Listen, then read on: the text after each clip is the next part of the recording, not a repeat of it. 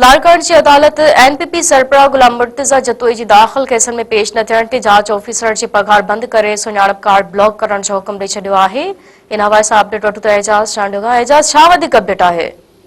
जी खदीजा, लाड़काणे में जीडीए जे मरकज़ी अॻुवान ऐं नेशनल पार्टी सरबराह गुलाम मुर्तज़ा जतोई ॾोकिरी ऐं बाडरा थाणनि ते केस दाख़िल थियण जे सिलसिले में लाड़काणे जे फर्स्ट एडिशनल शीशा जज अदालत में पंहिंजे वकील समेत पेश थियो।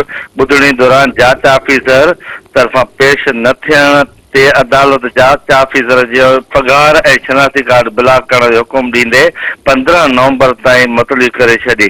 उन मौक़े ते गुलाम मुर्तज़ा जतोई मीडिया सां ॻाल्हाईंदे चयो त केस में 2 शाहिद थी विया आहिनि ऐं जांच ऑफिसर जी फर्स्ट जेका पहिरीं जेका आहे उहा शाहिदी कोन थी आहे, पेश ई कोन थियो आहे ऐं जंहिंजे करे जेको आहे सो बार बार जेका हाज़िरियूं खणी थी पवनि ऐं इन जो पेश न थियण जो जेको सबबु इहो ई आहे त जेकॾहिं पेश थींदो त केस ख़तमु थी वेंदो ऐं उन जे करे आख़िरी इहे शाहिदी रहियल आहे जंहिंजे करे हुनखे रोकियो वियो आहे त पेश न थिए ऐं पेश न थियण जे करे अदालत अॼु हुनजी पघार ऐं आईडी ब्लॉक करे छॾी आहे। उन बावजूद बि हुन चइनि खां वधीक जेको आहे सो तालियूं जेको आहे हुनखे कराई वयूं आहिनि ऐं न अचण जे करे अॼु वरी ॿीहर जेको आहे एसएसपी लाड़काणो ऐं जांच ऑफिसर खे जेको आहे नोटिस जारी कया आहिनि त 15 नवंबर ते हुनखे कंहिं बि सूरत में पेश कयो वञे। 15 तारीख़ ते वरी जेको आहे ॿीहर ॿुधणी थींदी।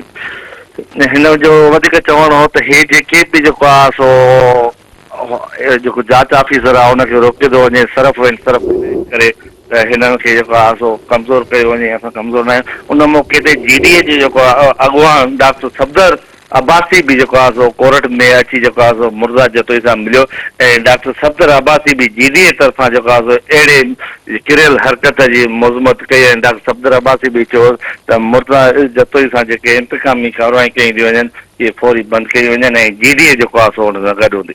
जी एजाज़, तव्हांजी महिरबानी।